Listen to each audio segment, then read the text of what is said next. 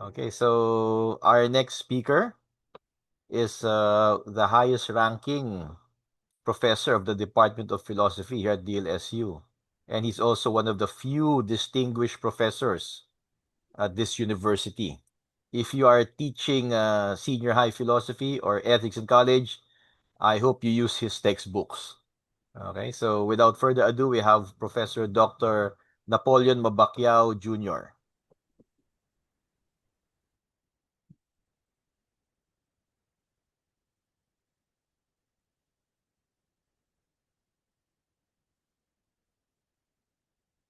Thank you, Cesar. So just to check my presentation, can you see my slides?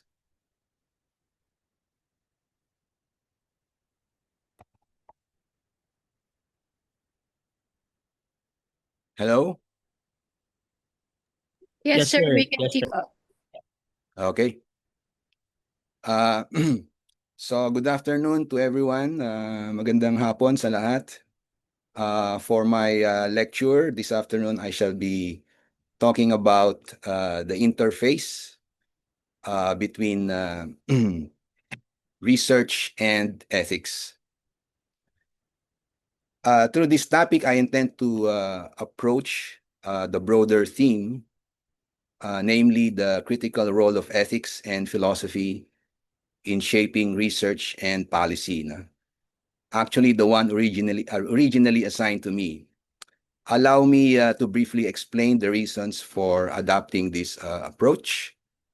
First, on ethics and philosophy, it will be very difficult given the amount of time for this lecture to discuss them separately, as both are vast fields of inquiry. No? I shall therefore focus primarily on ethics for two reasons. First, I believe ethics is the more immediate philosophical concern in relation to research. Second, ethics is itself a branch of philosophy that naturally intersects now with the other branches, especially metaphysics, epistemology, and social and political philosophy. In this regard, through ethics, we can still appreciate many of the broader philosophical issues that bear upon research and policy. Second, on research, education, and policy, it would also be difficult to discuss them separately since all three are broad and complex domains. But because this conference is primarily concerned with research and publication, I shall deal with education and policy as they relate to research concerns. Research, no doubt, is an integral part of education. It is one of the principal means by which education generates knowledge, cultivates critical thinking, and informs professional and social practice. But research is also done for purposes outside of formal education, like those that relate to politics, business, and war. On the other hand, the relationship between research and policy is reciprocal. We know that research can shape educational and social policies.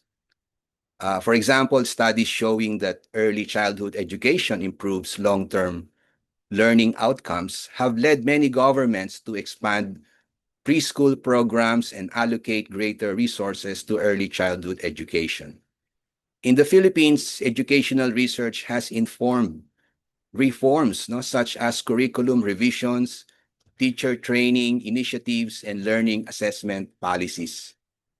Research has also influenced public health and social policy. Studies on the harmful effects of smoking contributed to smoke-free laws and public health campaigns, while research on nutrition has informed school feeding programs and food policy initiatives. The influence, however, also works on the opposite direction. Policies shape the direction, priorities, and conduct of research. Government policies often determine which research areas receive priority funding, national agendas promoting science, technology, artificial intelligence, climate resilience, or public health preparedness encourage universities and research institutions to devote greater attention and resources to these fields. A recent example is the global emphasis on AI governance. As governments develop policies on responsible AI, researchers are increasingly encouraged to investigate algorithmic fairness, transparency, accountability, privacy, and the social impacts of AI. In this way, policy does not merely apply research findings, or rather findings, it also influences what research is pursued and how it is pursued. At the same time, we must recognize that not all policies are grounded in sound research. Ideally, research provides evidence and critical reflection for policy, while policy creates institutional and ethical conditions within which research develops. Some policies, however, may be shaped by political ideology, short-term interest, popular opinion, or mistaken assumption held by policymakers. When this occurs, research funding and institutional support may be directed disproportionately toward favored areas, while other important fields receive inadequate attention. A government, for instance, may heavily support research that promises immediate economic or political gains while neglecting research in the humanities, social sciences, ethics, or environmental studies, even though these fields are essential for understanding long-term social problems. In such cases, policy can distort the research landscape of creating unfair preferences by creating unfair preferences and limiting intellectual diversity. Based on this consideration, I shall then treat policy as an important object of research. Research can offer a critical framework for examining, evaluating, and improving existing policies. But there are forces beyond research that strongly influence policy making, which will be beyond the scope of our discussion. Thus, my lecture has two principal objectives. The first is to examine the relationship between ethics and research and explore how each influences the other. The second is to offer insights on how ethical research practices may be more effectively cultivated and how research in ethics may be further advanced. Accordingly, I shall divide my discussion into two parts. In the first part, I will discuss ethics in research, and in the second part, I will discuss research in ethics.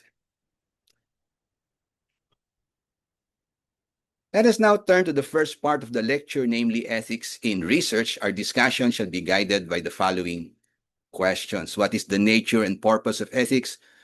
What is the nature and purpose of research? And how does ethics guide the conduct of research? And why should research be guided by ethical principles?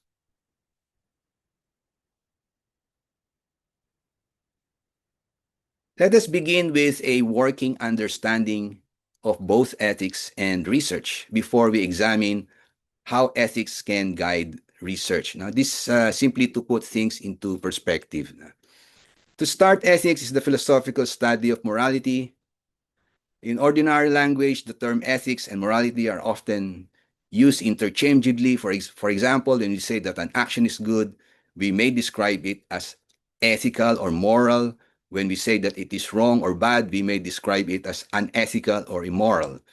Strictly speaking, however, ethics refers to the academic discipline, whereas morality refers to the subject matter studied by that discipline. When we speak of morality in its broad sense, we refer to a wide range of concepts, beliefs, judgments, standards, issues, and situations concerning right and wrong, good and bad, and what ought or ought not to be done. To study these matters more systematically, ethics has traditionally been divided into three main areas. Metaethics examines the meaning, nature, and foundations of moral concepts and beliefs. Normative ethics investigates moral judgments and the principles or standards that guide right action. Applied or practical ethics, on the other hand, addresses concrete moral issues and real life situations. It applies ethical principles to specific fields such as medicine, business, education, technology, and environmental policy. Let us consider these areas of ethics more closely.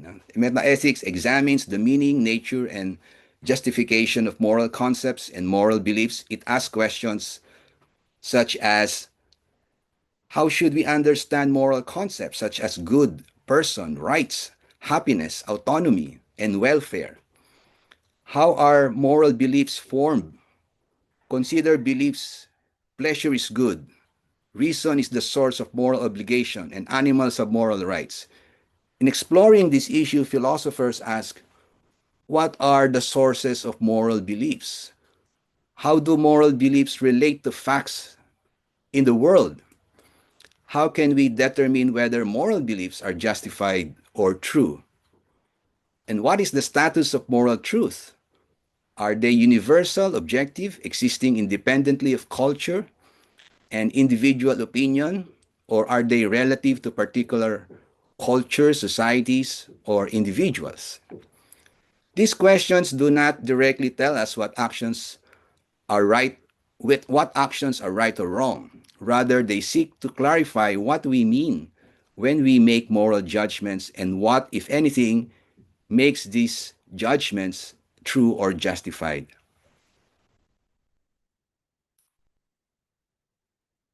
Normative ethics examines the principles or standards by which ethics are judged to be morally right or wrong. These standards are commonly understood in relation to three important features of human action. First, consequences. Now, human actions produce consequences, and these consequences may be beneficial or harmful, desirable or undesirable. Second, rules or duties. Human actions may involve compliance with or violation of moral rules, duties, rights, or obligations, and this may be morally justified or unjustified. Third, character. Human actions express and shape a person's character traits, which may contribute either to a good and flourishing life or to a deficient one. Ideally, these three important dimensions converge. Actions that produce good consequences also respect sound moral principles and help cultivate good character. In actual moral life, however, they often come into conflict. An action that produces beneficial results may violate an important moral rule, while strict adherence to a rule may lead to undesirable outcomes. Likewise, a person of good character may sometimes choose an action that fails to produce the best consequences. Ethical reflection, therefore, asks which of these considerations should be given priority which when such conflicts arise. This question gives rise to the three major traditions in normative ethics, namely consequentialism, which gives priority to consequences. As a result, actions are judged primarily by their outcomes, especially by the extent to which they promote happiness, welfare, or well-being. Deontology gives priority to moral rules and duties. Actions are evaluated according to whether they respect moral principles, rights, autonomy, informed consent, and the obligations that persons owe to one another. Virtue ethics gives priority to the cultivation of good character. Actions are assessed in relation to the virtues they express and develop, particularly those that contribute to a flourishing and meaningful human life. Together, these three approaches provide the principal frameworks through which philosophers analyze moral problems and evaluate human conduct. They continue to shape ethical reasoning in fields such as medicine, business, education, technology, public policy, and research ethics.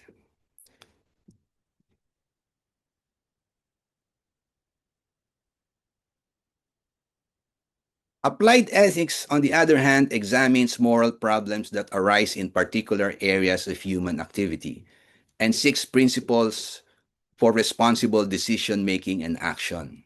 It asks how these ethical theories and values should guide conduct in concrete situations. Now, for four widely discussed subfields of applied ethics are the following.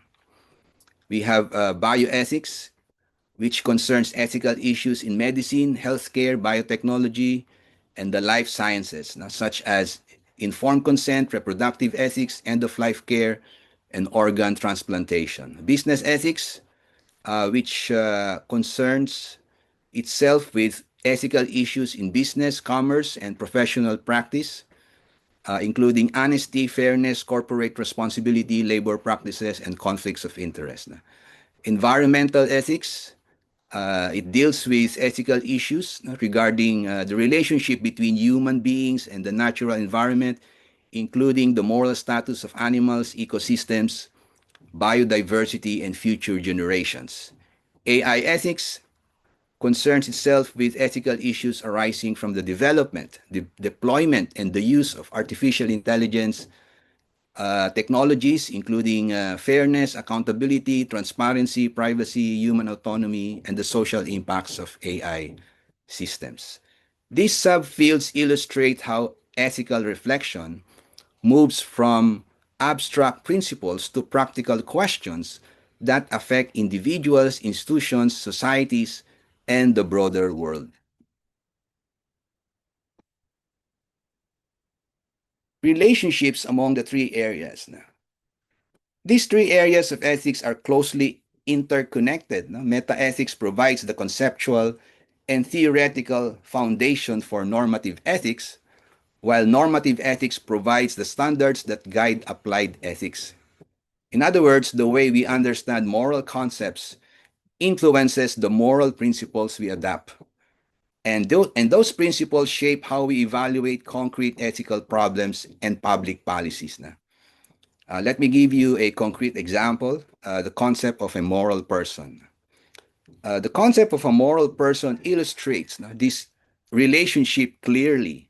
How we define a moral person affects both our ethical theories and our practical judgments about whom or what deserves moral considerations. In business ethics, it influences how we understand the moral status and responsibilities of corporations and other organizations. So we usually attribute moral traits to corporations, saying that they have moral obligations, for instance, to protect the natural environment. But the question is, are they appropriate objects of these moral concepts? Okay, so if we think that they are, then in a way, indirectly, we are treating them as moral persons, more than just being legal ones. In environmental ethics, it affects the moral standing of animals, ecosystems, and other members of the ecological community. In bioethics, it shapes the judgments about concerning the moral status of fetuses, brain-dead patients, comatose patients, and other vulnerable human beings. In AI ethics, it bears on the questions about how humans ought to treat artificial intelligences, whether merely as instruments or as entities deserving some degree of moral consideration, and how humans ought to be treated by highly autonomous AI systems if such systems emerge. In current debates, the focus is on whether AIs are moral agents given the projected development of AI, or the AIs that we have, granting that we have cultivated relationships with them, should they also be regarded as moral patients? Okay, so after this brief overview of ethics, let us now turn to a working understanding of research. So generally, research is a systematic process of inquiry that involves gathering, analyzing, and interpreting information in order to answer questions. solve problems, or generate new knowledge. It is a disciplined and purposeful activity aimed at producing knowledge that is reliable, justified, and open to critical evaluation. Although research takes different forms across disciplines, it generally includes three basic elements. We have, of course, the research goals, consisting of the aims and purposes that motivate the inquiry, the research topics, the specific issues, questions, or phenomena being investigated. And of course, we have the research methods, referring to the procedures and techniques used to collect, analyze, and interpret data or evidence.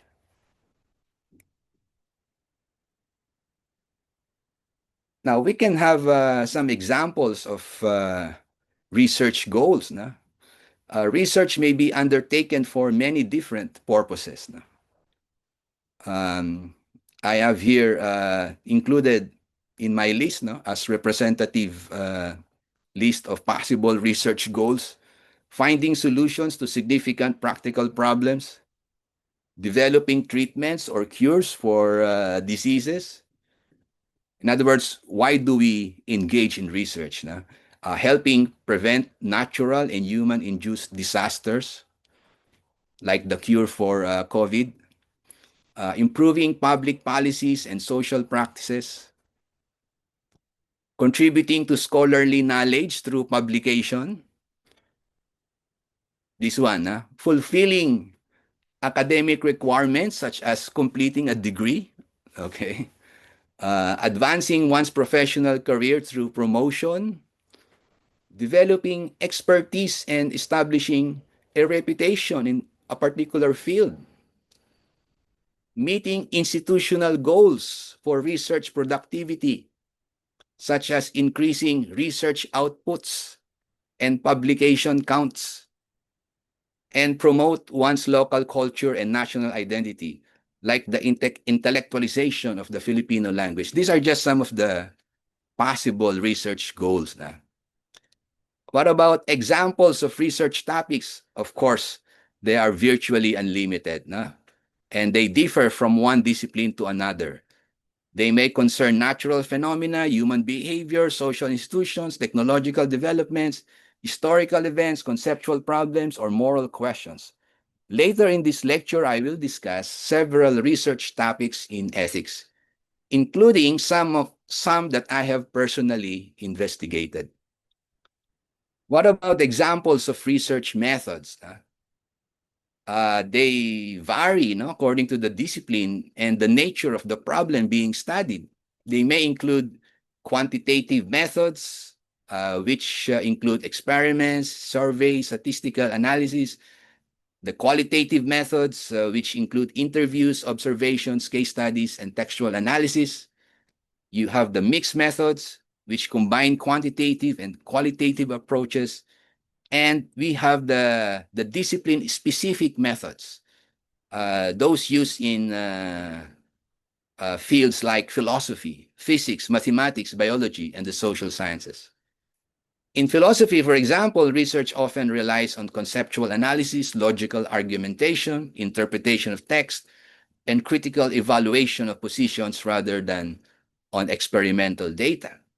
In summary, research is not merely the accumulation of information. It is a rigorous and systematic inquiry directed toward the discovery, justification, and communication of reliable knowledge.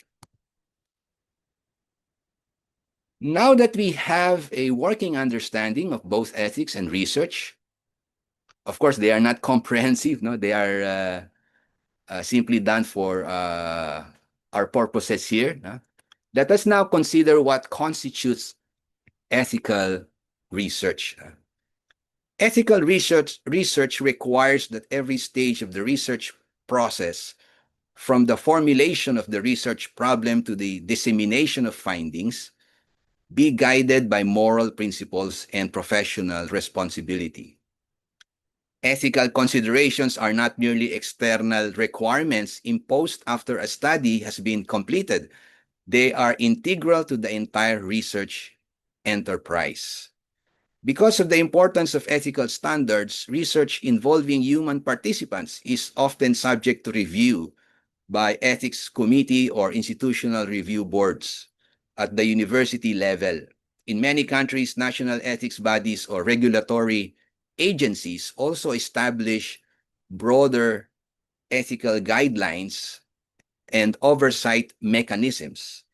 These institutions help ensure that research respects human dignity, protects participants from harm, and complies with accepted ethical standards. So ethical research may be understood in terms of the three interrelated dimensions. Ethical research goals. Research aims that advance knowledge, promote human well-being, encourage social responsibility, and contribute to the common good.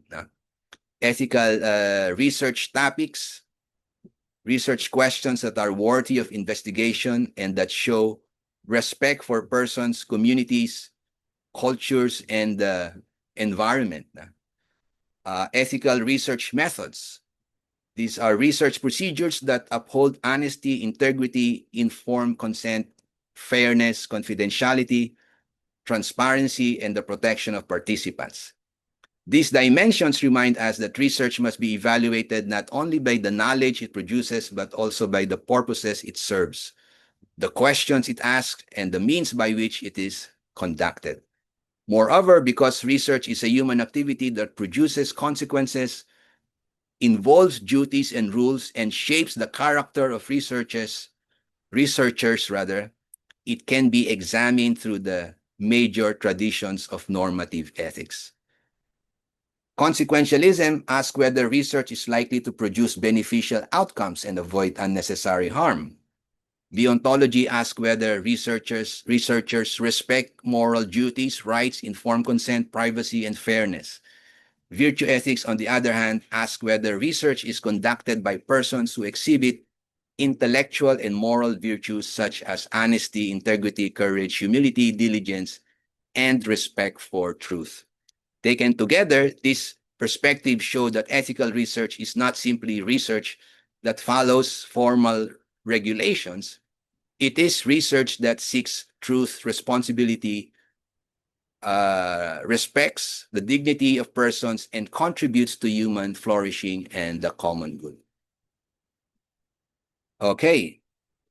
We now come to the second part of the lecture, where I shall discuss research in ethics. So we finished discussing ethics in research. Now we discuss research in ethics. In this section, I will have a different approach. I will focus on examples of research topics that may be pursued within the field of ethics, given my own research. Given the breadth of ethics with its three major subfields of meta-ethics, normative ethics, and applied ethics, it would be impossible to provide an exhaustive survey in a single lecture. Instead, I will present a representative sampling of research topics drawn from my own research experiences and publications. Let me emphasize, however, that I do not present these works as models of exceptional importance or quality. Many scholars, including distinguished philosophers in our country and my own colleagues in our department, have produced research that may be far more significant than mine. My purpose is simply to offer examples of research topics in ethics that I am in a good position to explain and elaborate if necessary. In light of the fact that one of the aims of our conference is to encourage and guide prospective researchers. Accordingly, I will briefly go through several of my publications in ethics and make a few comments about selected topics. My specialization in philosophy has been in three areas: philosophy of mind, philosophy of language, and ethics.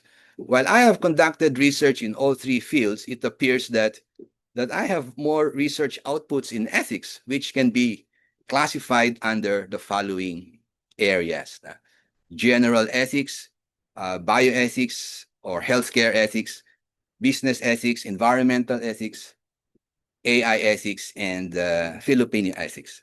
Okay, so what I will do now is to give a representative sampling of topics that can be pursued for research in ethics, because I think it's one of the aims of this conference to guide students to do research in ethics. So the question is, what topics can be researched now in ethics? Okay. So general ethics. My publications in general ethics are textbooks, which some of which I co-wrote with some colleagues. So I wrote a book, a textbook on ethics.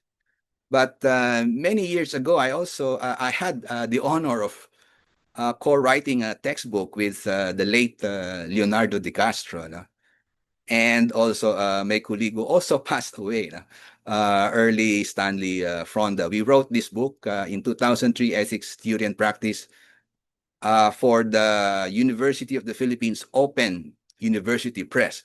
But my 2020 ethics textbook, we wrote that during the pandemic. Okay. Now, I would like to say a few words about textbook writing, because some may regard textbook writing as a less significant form of research. In terms of promotion, it is given very little points, if not totally neglected. In fact, the promotion scheme we had before gave no points for textbook writing. However, I see its value differently. For me, textbook writing is one of the most meaningful ways of making a social impact among my fellow Filipinos. Through it, I believe I can contribute directly to education and help cultivate ethical reflection among students. In fact, I find it as a concrete way of living the Lasallian mission of teaching minds, touching hearts, and transforming lives. When students approach me and say that they understood ethics or philosophy more clearly and genuinely learned from my textbook, I experience a sense of fulfillment, often greater than the satisfaction of publishing an article in a Scopus Index journal or getting a citation for my journal articles. So here are my textbook. I also wrote textbooks for senior high. So this one is about to come out, Wise and Flourishing, an introduction to philosophy, which will replace the previous textbook I had, Making Life Worth Living, because those of you who are teaching in the senior high, you know that there is a new curriculum. And well, unfortunately, philosophy is now treated as an elective, but just the same, we need to have a good textbook for that course. Okay. Now, this is a picture when I was invited to an ethics ball in UP Diliman. Okay, so there were many students coming from various colleges and universities. So I gave a lecture, and I was surprised that the main reference students were using in their debate was my textbook. And these students approached me, and they had a copy of my textbook. So I'm just showing you, what I mean by social impact, with regard to textbook writing. And this on the right side, this is the new textbook that I have, Wise and Flourishing, Introduction to Philosophy, for the strengthened senior high curriculum that's going to be imposed. Okay. Now, bioethics is a rich source of research topics, and the following are some of the bioethical issues that I have conducted research. So ito yung these are the topics that I have done research on with regard to bioethics. The first two concern organ transplantation. We talk, some of these I co-wrote with colleagues, especially Dr. Mark Dazela. We talk about medical populism and the moral right to healthcare, and the COVID-19, of course, during the pandemic, I was concerned about the fairness of distributing healthcare resources and the ayudas. No? So I talked about distributive justice. No? How can we be fair with regard to how we distribute aid and healthcare resources during the pandemic? No? Now, this is what I was talking about. We can do research on existing policies. And my research on organ transplantation, I got invited to give a talk at Makati Medical Center. So the doctors were interested in what I have to say about the ethics of organ transplantation.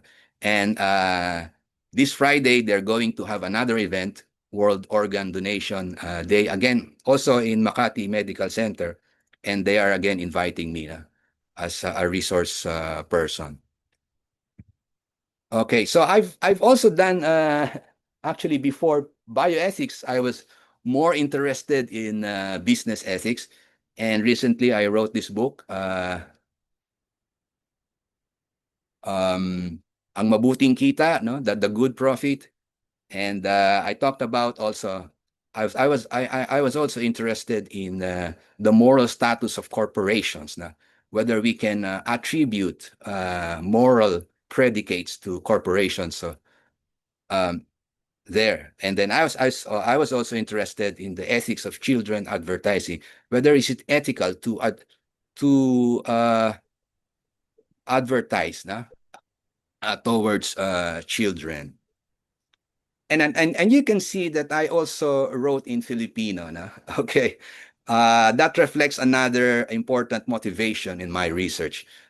I believe as a Filipino scholar, I should engage not only in research that contributes to international scholarship, but also in research that promotes the Filipino language, culture, and national identity. Through writing in Filipino, I hope to make philosophical and ethical discussions more accessible to Filipino readers and to participate in the continuing development of Filipino intellectual life. Now, this is a picture of a conference held at Ateneo de Manila University regarding business ethics in Asia. Okay. Participated in by representatives from different countries. Okay, so I've also done research in the area of environmental ethics. So most recently, I published this article, Philosophy in the Challenge of the Environmental Crisis. And you can just see the topics. I have a work in progress. I would like to defend the environmental non-anthropocentrism because it's being charged of incoherence that they are indirectly also, some are saying, advancing anthropocentrism. So I'd like to defend environmental non-anthropocentrism. Okay, so another, of course, we have AI ethics. I have also engaged in AI ethics, and here are some of my publications. I collaborated with PUP and scholars from other universities. And this is a copy of our book. It's locally published, but it's listed in the UNESCO Culture Digital Library. So if you want to have a copy, you just go to the website of UNESCO Digital Culture Digital Library, and you just click on this, then you can have a copy.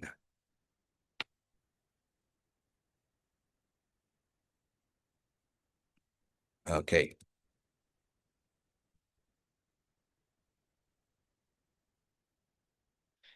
Of course, as I said, we shouldn't forget our own concepts, perspectives, values. So I also engage in Filipino ethics.